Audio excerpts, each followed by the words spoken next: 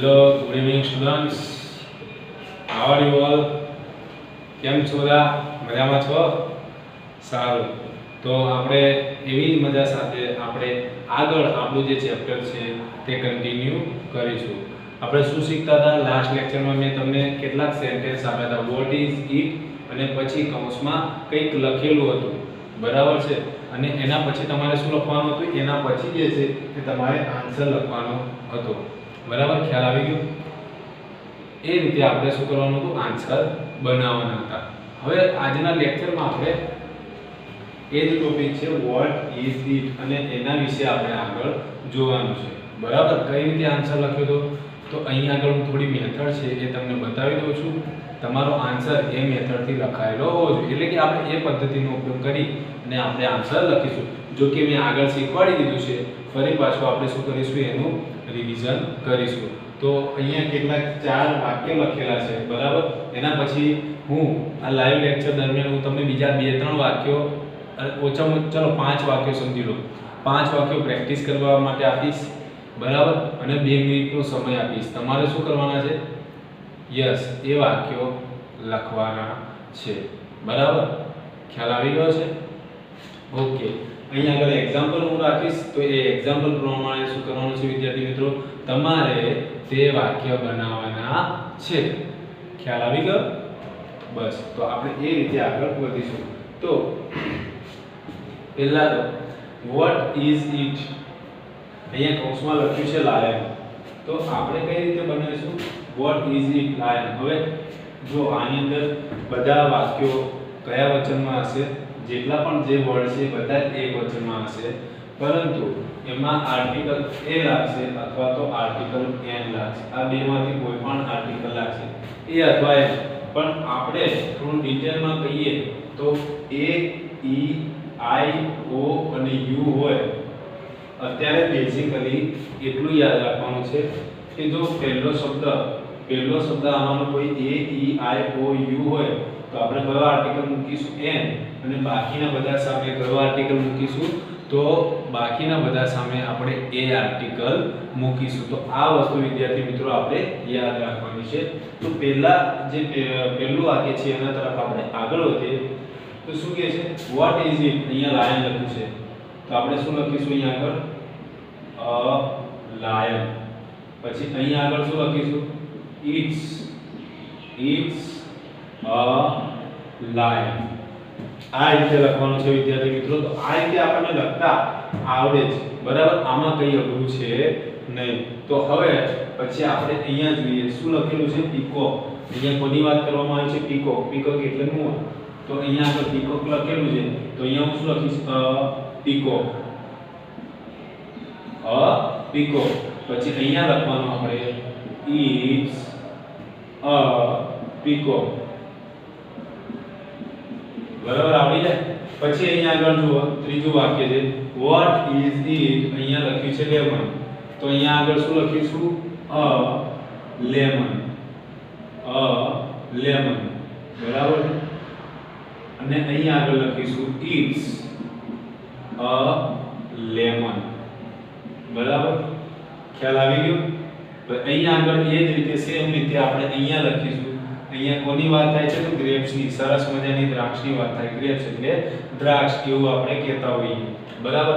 તો અહીંયા ગ્રેપ્સની વાત થાય છે, તો અહીંયા શું લખીશું? જે રીતે લખ્યું છે એ રીતે. ચલો આની જોડે બોલવાનો પ્રયત્ન કરો. ચલો વોટ ઇઝ ઇટ અને અહીંયા ગ્રેપ્સ લખેલું છે, તો કઈ રીતે આપણે બોલીશું? તો અહીંયા શું લખીશું આપણે? ગ્રેપ્સ. ગ્રેપ્સ. બરાબર છે? આટલું આવડી ગયું. પછી આપણે શું લખીએ છીએ નીચે? It's a grapes.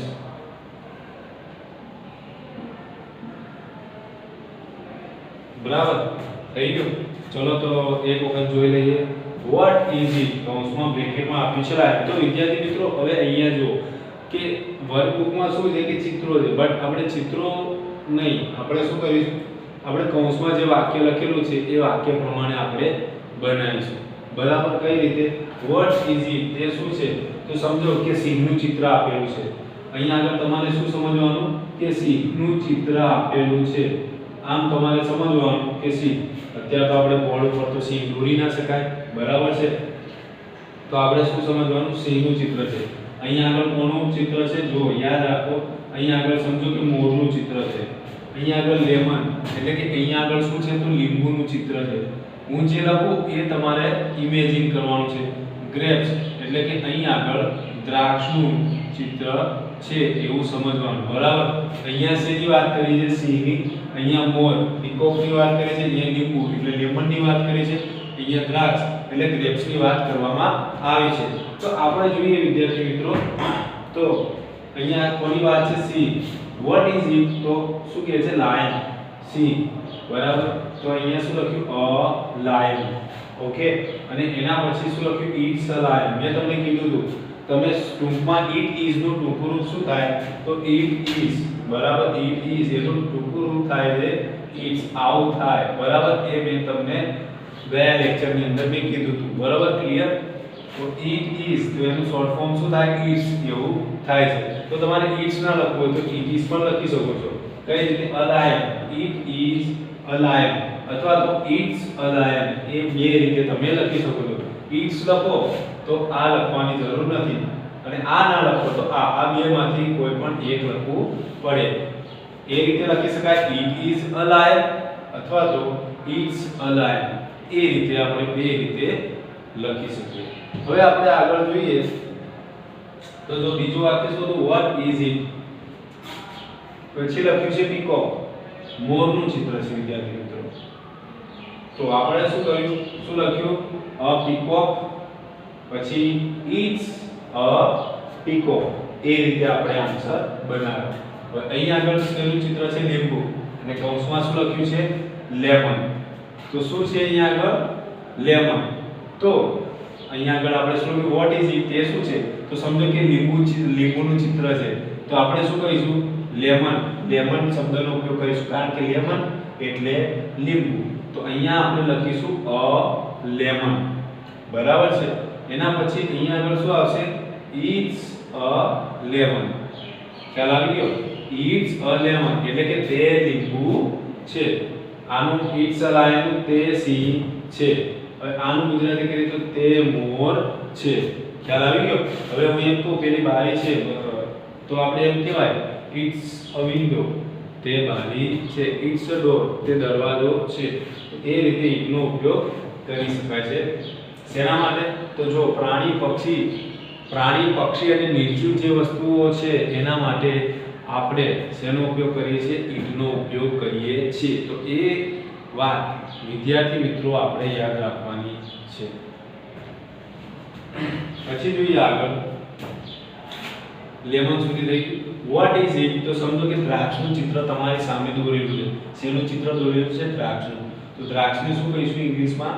ગ્રેપ્સ, બરાબર? તો આપણે શું લખીએ? Vote is it. તો આપણે શું લખીએ? અ ગ્રેપ્સ એટલે કે દ્રાક્ષ. પછી અહીંયા શું કહે છે? ઇટ્સ અ ગ્રેપ્સ એટલે કે તે દ્રાક્ષ છે. પહેલા શું થાય? અ ગ્રેપ્સ એટલે કે દ્રાક્ષ, અને અહીંયા આગળ થાય છે ઇટ્સ અ ગ્રેપ્સ એટલે કે તે દ્રાક્ષ છે. તો ખ્યાલ આવી ગયો વિદ્યાર્થી મિત્રો? દ્રાક્ષ આનું પ્લુરલ ફોર્મ છે ને એ જ થાય જે સિંગ્યુલર, કારણ કે દ્રાક્ષ એવી શબ્દ છે કે એવો શબ્દ છે કે તમે દ્રાક્ષની વાત કરો ને વિદ્યાર્થી મિત્રો, તો એક દાણો બે દાણો એ રીતે ના હોય, એ આખું ઝુંડું જ હોય એક, બરાબર? એટલે ગ્રેપ્સ એટલે દ્રાક્ષ. ગ્રેપ એવું કોઈ દિવસ નથી કહેવાતું. શું કહેવામાં આવે છે? ગ્રેપ્સ એવું કહેવામાં આવે છે. ખ્યાલ આવી ગયો? દ્રાક્ષને શેમાં ગણવામાં આવે? તો એક વચનમાં ગણવામાં આવે છે. જો બે અલગ અલગ લુમખા હોય, બરાબર, તો પણ તમે બહુવચનમાં તો ગ્રેપ્સીસ ના કહેશો, એને શું કહેવું પડે? ગ્રેપ્સ જ કહેવું પડે. આ એવો શબ્દ છે, આ એવું ફ્રૂટ છે જે શેમાં વપરાય છે? ગ્રેપ્સ. તમે સિંગ્યુલર કહો તો એને એક વચનમાં જ વાપરવામાં આવે છે. હવે આટલું આ એક્ઝામ્પલ વિદ્યાર્થી મિત્રો તમે લખી લો. આ લખી અને નોટ ડાઉન કરી લો, બરાબર? એટલું કરો છો. આટલું લખી લો, પછી હું બીજા કેટલાક વાક્યો તમને આપું છું કે તમે નોટ ડાઉન કરી નાખો.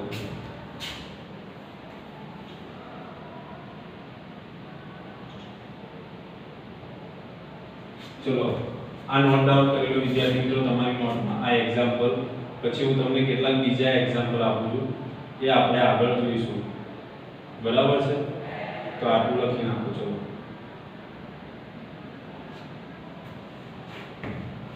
ઓકે, તો નોટ ડાઉન કરી લો. ચલો ફટાફટ 2 મિનિટનો સમય આપું છું, પછી આપણે આગળના ટોપિક તરફ વધીએ. 4 5 6 1 2 3 સુધી જોયું. હવે એના પછીના ટોપિક, આગળના ટોપિકમાં જઈએ આપણે. કયો ટોપિક છે? 4 5 6, જેમાં આપણે મુન્ની અને ચુન્નીની કેટલીક વાતો કરવાની છે. એના પહેલા આટલું તમે નોટ ડાઉન કરી લો, બોર્ડ ઉપર લખેલું છે. એના પછી હું કેટલાક વાક્યો આપું છું, એ વાક્યો તમારે શું કરવાના છે? શું કરવાના છે? હોમવર્કમાં લખવાના છે, બરાબર? એટલે એ વાક્યો લખી લેજો. એક વાક્ય લખવાનું, પછી 1 અને 2 લાઈન છોડી દેવાની, બરાબર? પછી ફરીથી બીજું વાક્ય લખવાનું, પછી 2 લાઈન છોડી દેવાની. ખ્યાલ આવી ગયો તમારે? જે પ્રશ્ન લખો એ પ્રશ્ન લખ્યા પછી તમારે શું કરવાની? 2 લાઈન તમારે છોડી દેવાની. એ તમારે શેમાં લખવાનું છે? હોમવર્કમાં લખવાનું છે. તો એના પહેલા આટલું લખી નાખો. આટલું તમારે લખાઈ જાય, એના પછી આપણે આગળની વિગતો આપણે જોઈએ. તો લખી નાખો વિદ્યાર્થી મિત્રો ફટાફટ.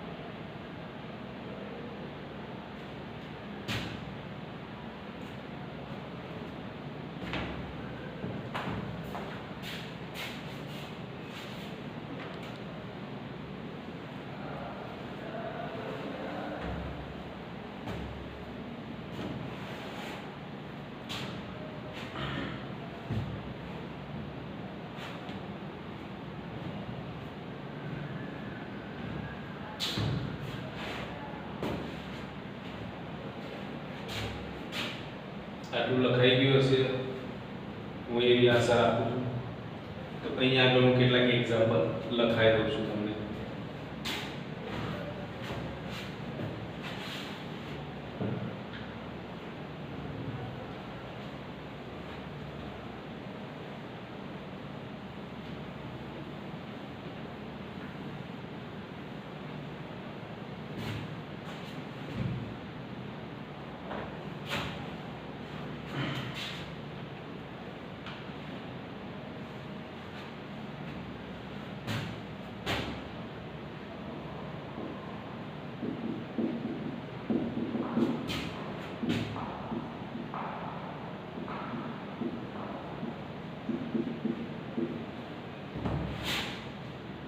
એક અને 2 લાઈન તમારે છોડી દેવાની છે.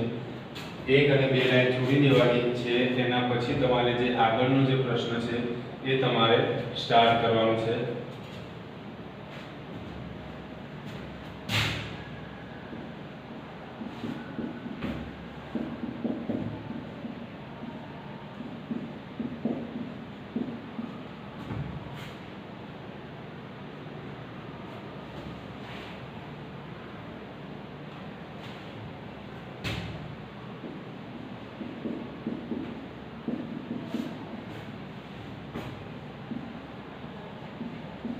જે લોકોને આ પોર્શન લખાઈ ગયું હોય, વિદ્યાર્થી મિત્રો, જો તમારે આ પોર્શન લખાઈ ગયું હોય આ બાજુનું, તો મારી જોડે જોડે લખવા માંડજો. આ આપણે હોમવર્કમાં લખવાનું છે. આ લખાઈ જાય એટલે આપણે આગળના નેક્સ્ટ ટોપિક ઉપર જઈશું. આ 2 લીટા કર્યા છે એટલે તમારે કેટલી લાઈન છોડવાની છે? 2 લાઈન છોડવાની છે. તમે ભૂલી ના જાવ એટલે અહીંયા આગળ 2 લીટા કરેલા છે મેં. હવે બીજું જોઈએ આપણે.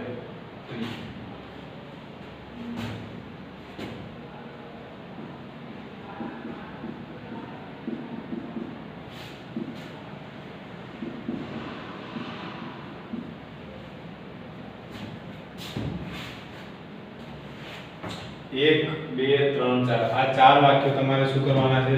હોમવર્કમાં કરવાના છે. બહુ વધારે નથી આપતો, થોડું હોમવર્ક આપું છું. થોડું પણ તમારે સારી રીતે આ હોમવર્ક કરવાનું છે. તો આ નોટ ડાઉન કરાય થઈ જાય એટલે આ નોટ ડાઉન કરી લો. ચલો વિદ્યાર્થી મિત્રો થોડી ઉતાવળ રાખજો, આ નોટ ડાઉન કરી લો ફટાફટ નોટબુકમાં.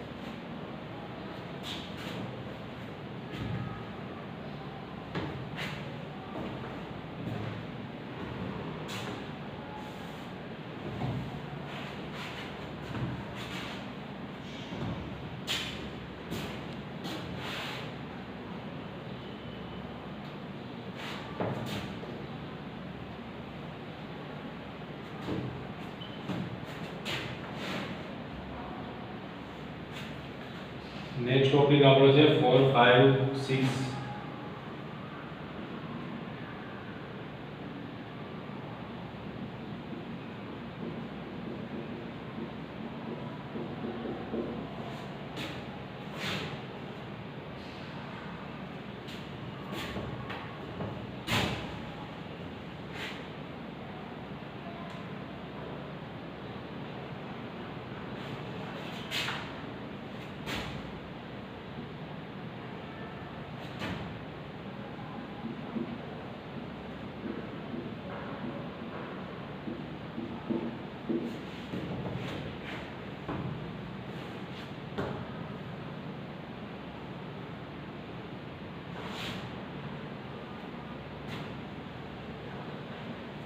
ઓકે, લખાઈ ગયો છે આટલું વિદ્યાર્થી મિત્રો. હવે આ હું ઈએસ કરી દઉં છું અને આપણે આગળ શરૂઆત કરીએ છીએ ફિલિંગ ધ બ્લેન્ક્સ, ખાલી જગ્યા પૂરો. લખાઈ ગયો આટલું. કદાચ બાકી રહી જાય તો વિદ્યાર્થી મિત્રો આપણું જે લેક્ચર છે ફરીવાર તમે એક વખત તમે રિવાઇન્ડ કરી દેજો લેક્ચર, બરાબર. ફરીથી તમે રિપ્લે કરશો એટલે લેક્ચર ફરીથી પાછું ચાલુ કરશો એટલે તમને આ બધી જ વિગતો તમને જોવા મળશે. તો કદાચ લખવાનું એકાદ લાઈન મિસિંગ થઈ જાય તો એમાંથી એ રીતે તમે લખી નાખજો. હવે આપણે ખાલી જગ્યા તરફ આગળ વધીએ છીએ.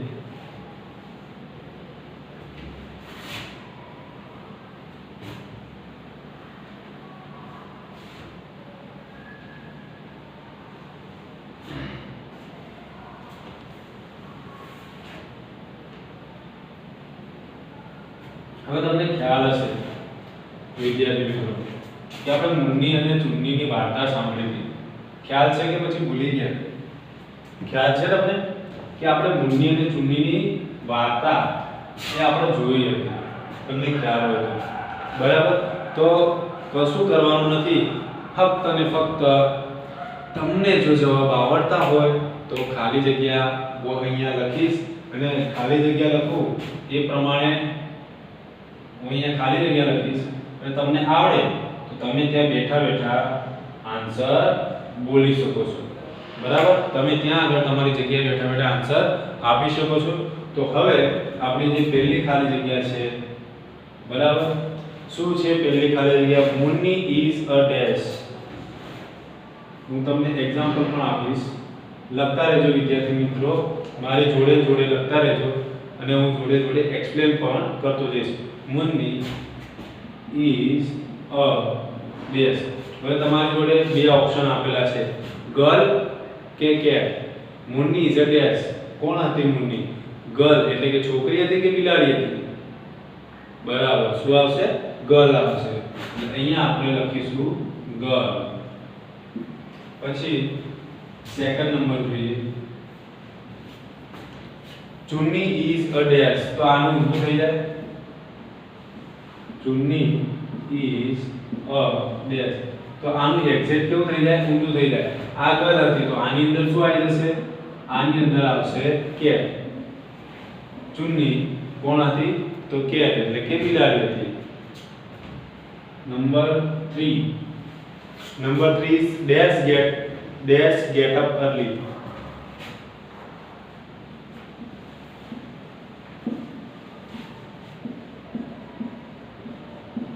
dash get up early, બરાબર.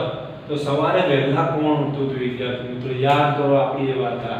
કોણ ઉઠતું હતું વહેલા, તો આપણી આ બિલાડી ચુન્ની ઉઠતી હતી વહેલા, પછી તે મુન્નીને ઉઠાડતી હતી. તો અહીં આગળ જવાબમાં આવશે ચુન્ની આવશે. શું આવશે જવાબમાં, ચુન્ની. એના પછી ચુન્ની ડેશ અપ મુન્ની, ચુન્ની ડેશ અપ મુન્ની.